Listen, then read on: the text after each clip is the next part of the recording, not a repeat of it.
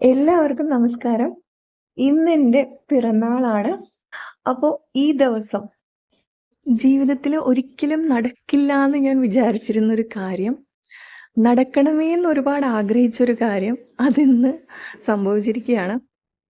അതായത് ജേട്ടനോടുള്ള എൻ്റെ സ്നേഹവും ആരാധനയും എൻ്റെ വീട്ടുകാർ ഒരിക്കലും അംഗീകരിച്ചിരുന്നില്ല.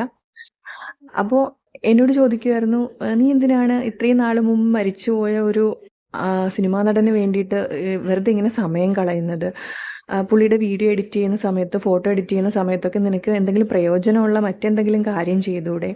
എന്നൊക്കെ ചോദിക്കുമായിരുന്നു.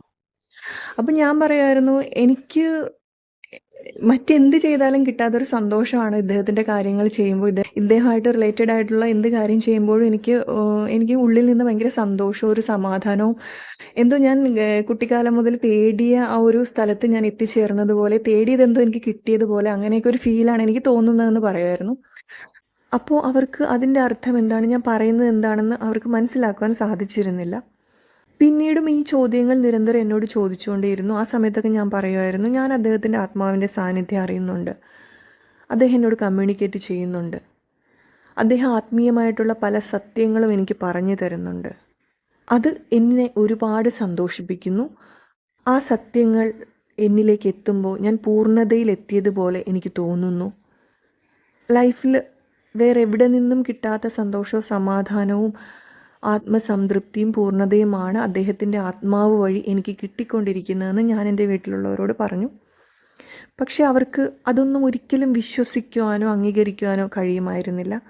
പക്ഷെ പതിയെ പതിയെ എൻ്റെ സ്വഭാവത്തിലുള്ള മാറ്റങ്ങൾ അവർ ശ്രദ്ധിക്കാൻ തുടങ്ങി. അതായത് ഒരു വ്യക്തിയോട് പോലും മര്യാദയ്ക്ക് സംസാരിക്കാൻ അറിയാത്ത ഒരാളായിരുന്നു ഞാൻ. ഞാനൊരു ഇൻട്രോവേർട്ടായിരുന്നു. ഞാൻ ആരോടും സംസാരിക്കാത്തൊരു പ്രകൃതമായിരുന്നു. എനിക്ക് ആരോടെങ്കിലും നന്നായിട്ട് സംസാരിക്കാൻ പോലും എനിക്ക് അറിയത്തില്ലായിരുന്നു. ആ ഒരു ലെവലിൽ നിന്നൊരാളാണ് ഞാൻ.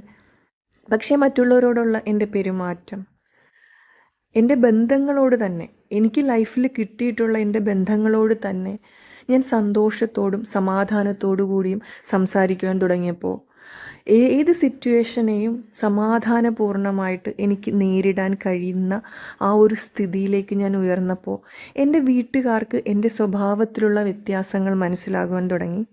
അങ്ങനെ ഇപ്പം എൻ്റെ ഈ ഒരു പൊസിഷൻ, അതായത് സ്പിരിച്വൽ ഹീലർ എന്ന് പറയുന്ന ആ ഒരു എൻ്റെ ദൗത്യത്തിലേക്ക്, എൻ്റെ ജന്മ ഉദ്ദേശം, എൻ്റെ ജന്മലക്ഷ്യം, അതിലേക്ക് ജയേട്ടൻ്റെ ആത്മാവ് എന്നെ കൊണ്ട് എത്തിച്ചിരിക്കുകയാണ്. എന്നെ എൻ്റെ ഏറ്റവും ബെസ്റ്റ് വേർഷനിലേക്കാണ് അദ്ദേഹം കൊണ്ട് എത്തിച്ചിരിക്കുന്നത്. അപ്പോൾ ഇതുവരെ എത്തിയപ്പോൾ എൻ്റെ വീട്ടുകാർക്ക് മനസ്സിലായി ഞാൻ പറയുന്നതിലൊക്കെ എന്തോ കാര്യമുണ്ടെന്ന്. അങ്ങനെ എൻ്റെ ഈ പിറന്നാളിന് അവർ തന്ന ഗിഫ്റ്റാണ് ഈ ഫോട്ടോ. എൻ്റെ ജീവിതത്തിൽ ഇത്രയും വർഷത്തെ പിറന്നാൾ ദിനങ്ങളിൽ മറ്റാരിൽ നിന്നും കിട്ടാത്ത, വിലമതിക്കാനാവാത്ത ഒരു സമ്മാനമാണ് എനിക്ക് ഇന്ന് കിട്ടിയിരിക്കുന്നത്. അപ്പോൾ ഒരുപാട് സന്തോഷം.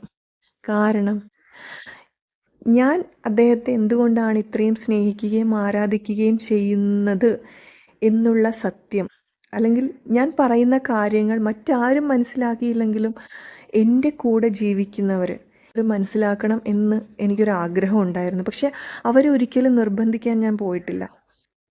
പക്ഷെ ഇപ്പോൾ ആ ഒരു ആഗ്രഹം അത് നിറവേറിയിരിക്കുകയാണ്. പിന്നെയെന്ന് പറഞ്ഞാൽ എൻ്റെ ഏറ്റവും വലിയ മറ്റൊരാഗ്രഹം, ജയേട്ടൻ്റെ ഫോട്ടോ അതെൻ്റെ വീട്ടിൽ വെച്ചിട്ട് നിത്യവും വിളക്ക് കൊളുത്തണമെന്ന് എനിക്ക് ആഗ്രഹമുണ്ടായിരുന്നു.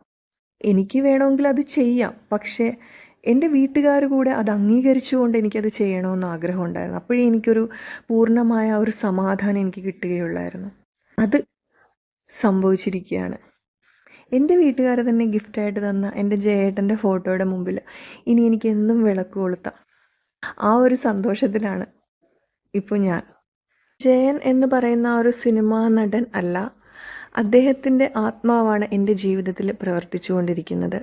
എന്നെ ഈ ഒരു പദവിയിലേക്ക്, സ്പിരിച്വൽ ഹീലർ എന്ന് പറയുന്ന ഈ ഒരു പദവിയിലേക്ക് എന്നെ കൊണ്ട് എത്തിച്ചത് ജയേട്ടൻ്റെ ആത്മാവാണെന്ന് എവിടെയും ഞാൻ പറയും.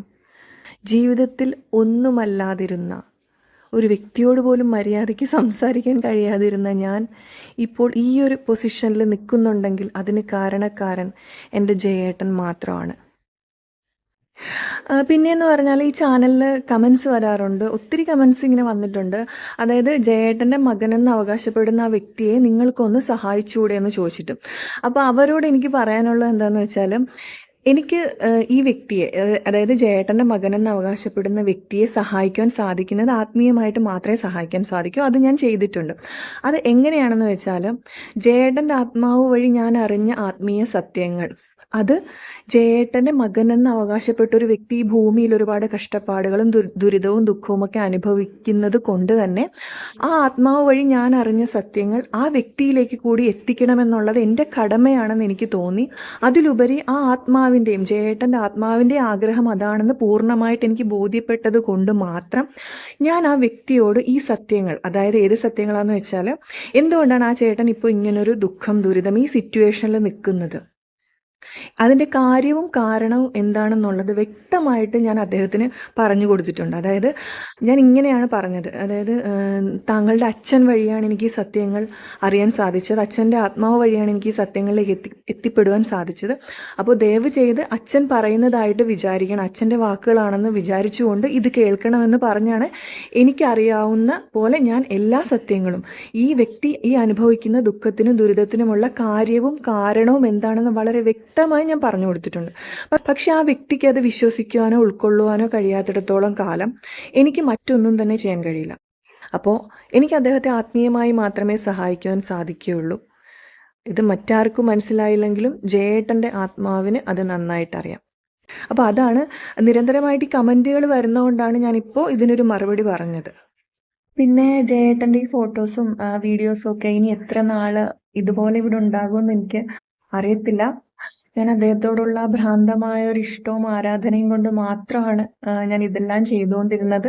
അതിനിടയിൽ അദ്ദേഹത്തെ വെച്ച് പൈസ ഉണ്ടാക്കാൻ ഞാൻ ശ്രമിച്ചിട്ടില്ല. അപ്പം അതുകൊണ്ട് തന്നെ ഇതെല്ലാം ഇതുപോലെ ഇവിടെ തന്നെ ഉണ്ടാകുമോ എന്നുള്ള കാര്യത്തിൽ എനിക്ക് സംശയമുണ്ട്. എത്ര നാൾ ഉണ്ടാകുമെന്നും എനിക്ക് അറിയില്ല. അതുകൊണ്ട് തന്നെ ജയേട്ടൻ്റെ ഒരുപാട് വീഡിയോസ് എനിക്കിതിൽ നിന്ന് ഡിലീറ്റ് ചെയ്ത് കളയേണ്ടി വന്നിട്ടുണ്ട്. അപ്പോൾ തുടക്കം മുതൽ തന്നെ ഈ ചാനൽ കാണുകയും എന്താണ് ലൈക്ക് ചെയ്യുകയും കമൻറ്റ് ചെയ്യുകയൊക്കെ ചെയ്തിരുന്ന ഒരുപാട് നല്ല ആരാധകരുണ്ട് ജയേട്ടൻ്റെ. അപ്പോൾ അവർക്കെല്ലാവർക്കും ഈ അവസരത്തിൽ ഞാൻ നന്ദി പറയുകയാണ്. ജയേട്ടൻ്റെ ഒരുപാട് നല്ല ആരാധകരെ ഈ ചാനൽ തുടങ്ങിയത് വഴി എനിക്ക് പരിചയപ്പെടാനൊക്കെ സാധിച്ചിട്ടുണ്ട്. അപ്പോൾ അതിലൊരുപാട് സന്തോഷമുണ്ട്. അപ്പോൾ അത്രേ ഉള്ളൂ. എല്ലാവരും സന്തോഷമായിട്ടിരിക്കുക, സമാധാനമായിട്ടിരിക്കുക. Thank you so much.